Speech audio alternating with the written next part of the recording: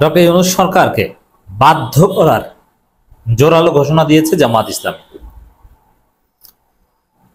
জামাত ইসলামীর মতো নিরীহ দল, যারা এই সরকারের সবচেয়ে বেশি শুভাকাঙ্ক্ষী ছিল এবং ইউনূস সরকার সবচেয়ে বেশি ডিপেন্ড করতো জামাত ইসলামীর উপর, সে জামাত ইসলামী বলছে আমরা এই সরকারকে বাধ্য করব। অলরেডি ইউনূস সরকার এবং জামাত ইসলামী মুখোমুখি দাঁড়িয়ে গেছে। জামাত চূড়ান্ত থ্রেট দিয়ে দিয়েছে। অতএব জামাত শিবির গেট রেডি। বিরাট ঘোষণা জামাতের। দর্শক, যেখানে স্বরাষ্ট্র উপদেষ্টা এবং পরিবেশ উপদেষ্টা সহ আরো অনেকে বলেছেন, প্রেস সচিবও বলেছেন ফেব্রুয়ারিতে নির্বাচন হবে, কোনো শক্তি সেটা ঠেকাতে পারবে না। আর জামাত ইসলামী বলছে আমাদের দাবি আদায়ের আগে কোনো নির্বাচনই হবে না। এনসিপি বলছে ফেব্রুয়ারিতে কোনো নির্বাচনই হবে না। এর মানে সরকার, বিএনপি এক পক্ষে, লন্ডনের সেজদা দিয়ে ফানাফি বিএনপি হয়ে গিয়েছে ইউনূস, বিএনপির মধ্যে ইউনূস নিজেকে বিলীন করে দিয়েছেন। আর জনগণের পক্ষে বুক টান করে দাঁড়িয়েছে জামাত ইসলামী এবং এনসিপি। একদম মুখোমুখি অবস্থান। অতএব এখানে সরকার যেহেতু আলাপ আলোচনা, রাউন্ড টেবিল বৈঠক, জামাত রাউন্ড টেবিল বৈঠকের কথা বারবার বলছে যে আসলে আমরা আলোচনা করি, কিন্তু না, এখন আর সরকার আলোচনা করতেও রাজি না। তারা বলছে ফেব্রুয়ারিতেই নির্বাচন হবে, কেউ ঠেকাতে পারবে না। আর এদিকে জামাত এনসিপি যে দাবি বা গণঅভ্যুত্থানের যে মূল স্পিরিট, মানে আমাদের বিপ্লবকে ইউনূস বিক্রি করে দিয়েছে। কি মনে করছে ইউনূস বিক্রি করে পালাতে পারবে, ছাড় পাবে? না, ইউনূসকে কাঠ গড়ায় দাঁড়াতে হবে। ইউনূস ভুল করলেন জীবনে। পিয়ার দাবি পূরণে সরকারকে বাধ্য করব, ডাক্তার তাহের। এত কঠোর কথা সাধারণত জামাত ইসলামী নিজেদের সরকারের বিরুদ্ধে বলার কথা না। তো এটা বলছে, এর মানে সামনে অনেক খেলা বাকি আছে। যারা ফেব্রুয়ারিতে নির্বাচন ধরে বসে আছেন, আঙ্গুল চুষুন, অনেক খেলা বাকি আছে। রাজপথে যদি হরতাল অবরোধ আসবে না, অবরোধ আসবে, যেমন শাহবাগ অবরোধ, যমুনা অভিমুখে লং মার্চ, যমুনা ঘেরাও, সচিবালয় ঘেরাও, এরকম অনেক কিছু আসবে।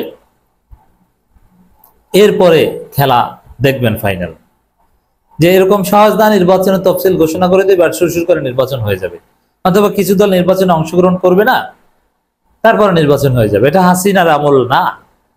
একটা গুরুত্বপূর্ণ দলকে, যেমন জামাত, চরমনে, এনসিপি, তিন দলের এক দলকে বাদ দিয়ে কোন নির্বাচন আয়োজন করার সাধ্য ইউনূসের বাপেরও নাই, ইউনূসের বাপ তারেক রহমানেরও নাই। ইউনূসের আব্বা এখন তারেক রহমান, তারেক রহমানের কথা ইউনূস চলে, বাধ্য সন্তানের মতো। ভদ্র সন্তানরা বাপের কথাই চলে না, যে আব্বা বলছে যে ওদিকে যাইস না, এটা করা যাবে না, বা তাড়াতাড়ি এটা কর, ওরকম চলবে না। ইউনূস এবং ইউনূসের বাপের কথায় চলবে না। দর্শক, জামাত ইসলামী কঠিন চ্যালেঞ্জ দিয়েছে যে না, এবার যদি জামাত দাবি আদায় করতে না পারে, বাধ্য করার কথা বলছে, যদি না পারে তাহলে সেটা জামাতের জন্য একটা রিস্কডি। জামাতের রাজনীতি মানে এটা অনেকটা, যদিও ফেয়ারলি বললে উইন উইন গেম, কিন্তু জামাত জিরো সাম গেমের মতোই চ্যালেঞ্জ নিয়েছে। জিততে পারলে জাতির উপকার, আর আমরা যদি জিততে না পারি তাহলে বড় ক্ষতি। Zero sum game. Doctor Taher বলছেন পিয়ার বিষয়ে 72% ভোট এসেছে, মানে ওই 71-71 বেশি, তো এই জন্য এদিকে গণভোট হয়ে গেছে। না, এইটা আবার একটু বাড়িয়ে বলেছেন। ওই সুজনের যে মতামত জরিপ, ওটা অল্প কিছু মানুষকে স্যাম্পল ধরে মতামত নিয়েছে, বিভিন্ন শ্রেণী পেশার মানুষকে ক্যাটাগরাইজ করে, ওটা কোনো গণভোট নয়। প্রায় 13 কোটি ভোটারে বাংলাদেশে 5-7-10 হাজার লোককে জিজ্ঞেস করুক। অতএব ওই 71-72 ওটা সিরিয়াস না। আমরা বিশ্বাস করি পিয়ারের পক্ষে আরো বেশি মানুষ, কারণ বিএনপির ভোট এখন 10%, ওই 10% বাদে প্রায় সবাই পিয়ার চায়। তাহলে তো 80-90% মানুষ পিয়ার চাইবে। কিসের আপনি 71 ধরে বসে আছেন? এতেই গণভোট হয়ে গেছে না, এটা একটা দলিল, এটা ঠিক আছে, কিন্তু গণভোট হয়ে গেছে সেটা আমরা বলবো না, এটা হালকা কথা। পিয়ারের মাধ্যমেই সরকার গঠন করতে হবে, প্রয়োজনে পিয়ার বিষয়ে গণভোট দেন। হ্যাঁ, এটা হচ্ছে আসল কথা, গণভোট দেন। নির্বাচনের তারিখও গণভোটে দেন। যারা মেজরিটি না মানে ক্ষমতায় যেতে চায় তারা স্বৈরাচার। এখানে জামাত একটা কঠিন চ্যালেঞ্জ নিয়েছে যে আমরা যেটা বলছি এটা গায়ের জোরে বলছি না, অধিকাংশ জনগণের মনোভূতি এটা। এর চাইতে ফেয়ার চ্যালেঞ্জ, এর চাইতে ফেয়ার কথা আর কি হতে পারে যে অধিকাংশ জনগণ যেটা বলবে আমরা সেটা মেনে নিব। জামাত তো বল জনগণের কোর্টে, গণতন্ত্রের কোর্টে ঠেলে দিয়েছে। এখানে তো বিএনপির কথা হচ্ছে গায়ের জোরে, গাঢ় তারা। যেমন বলে যে স্থানীয় সরকার নির্বাচন ছাড়া অন্য কোনো নির্বাচন চলবে না, যে যারা মানে জাতীয় নির্বাচন ছাড়া যারা জাতীয় নির্বাচনের বিরোধিতা করে তারা গণতন্ত্রের শত্রু, কিন্তু অন্য নির্বাচনের বিরোধিতা করলে তারা আবার শত্রু না। ফাইজলামি তো একটা লিমিট থাকা দরকার ভাই, কি বলছে উদ্ভট কথা। এখানে জামাতের চ্যালেঞ্জ স্পষ্ট যে ঠিক আছে আমরা যেটা বলি সেটা জনগণ চাইলে হবে, না চাইলে হবে না। ভাই জনগণ চায়, আপনি কেন সেটা মূল্যায়ন করবেন না? অতএব জামাতের জন্য চ্যালেঞ্জ, অধিকাংশ জনগণের প্রত্যাশা সরকারকে ঘাট ধরে বাধ্য করে বাস্তবায়ন করতে হবে, এটাই গণতন্ত্র। এর চাইতে ফেয়ার কোনো ডেমোক্রেসি আর হতে পারে না। 1% জনগণ যদি কম থাকে এটার পক্ষে, তাহলে জামাত নাকে ঘর দিয়ে পিছু হটবে, কোনো সমস্যা নেই। কিন্তু বাস্তবতা হচ্ছে জামাত যে দাবিগুলো নিয়ে এখন আঙ্গুল বাঁকা করেছে, এগুলো 51% না, এগুলো 80-90% জনগণ চায়। এটাকেই ধামাচাপা দিতে চায় বিএনপি এবং ইউনূস। এটা হবে না, মানতে হবে, মানতে বাধ্য করা হবে। বাংলাদেশ জামাত ইসলামের কেন্দ্রীয় নায়েবে আমির ডাক্তার সৈয়দ আব্দুল্লাহ মোহাম্মদ তাহের বলেছেন, যারা নির্বাচন সুষ্ঠু হওয়ার বিরোধী, যারা রাতের ইলেকশনের পক্ষে, তারাই নির্বাচন নিয়ে ষড়যন্ত্র করছে।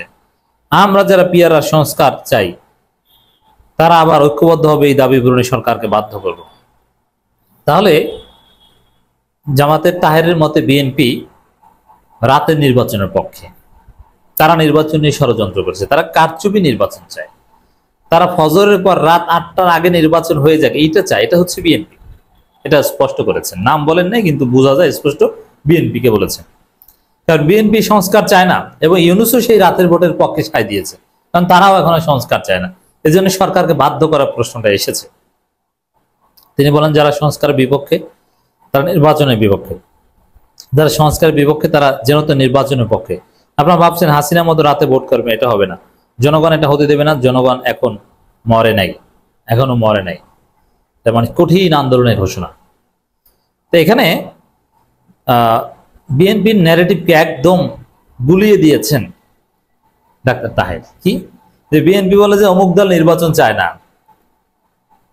তারা নির্বাচনকে ভয় পায়। আরে না, নির্বাচন তো আসলে চায় না যারা সংস্কার চায় না, সংস্কার ছাড়া তো নির্বাচন হবেই না। এটা তো স্বতঃসিদ্ধ কথা বাংলাদেশে, নতুন বাংলাদেশের। জনগণের জীবনে রক্ত দেওয়া শেষ হচ্ছে না উল্লেখ করে তিনি বলেন, আমাদের জুলাই বিপ্লবের পর জনগণের আন্দোলনের ফসল হিসেবে যাদের উপর জাতি আস্থা রেখে ক্ষমতায় বসিয়েছিল, আমরা ভেবেছিলাম তারা কমপক্ষে নতুন যাত্রা শুরু করতে পারবে। ক্ষমতায় বসার পর তারা এখন রাবণে পরিণত হয়েছে। এটা কি তাদের দুর্ভাগ্য নাকি বাংলাদেশের মানুষের দুর্ভাগ্য? এটা বিশ্লেষণের প্রয়োজন। আসলে বাংলাদেশেরই দুর্ভাগ্য, সবাই প্রতারক। ইউনূস শেষ পর্যন্ত বেঈমানি করলো, প্রতারণা করলো, কিন্তু না, সব যারাই প্রতারণা করুক না কেন, জামাত ইসলামী আছে, এনসিপি আছে, ইসলামী আন্দোলন বাংলাদেশে আছে, আমাদের আশা জীবিত আছে যে না, তারা দেশটাকে রক্ষা করবে। আর একটা বিপ্লব লাগবে, সেই বিপ্লবের জন্যই জামাত ইসলামী হুঙ্কার গর্জন দিচ্ছে।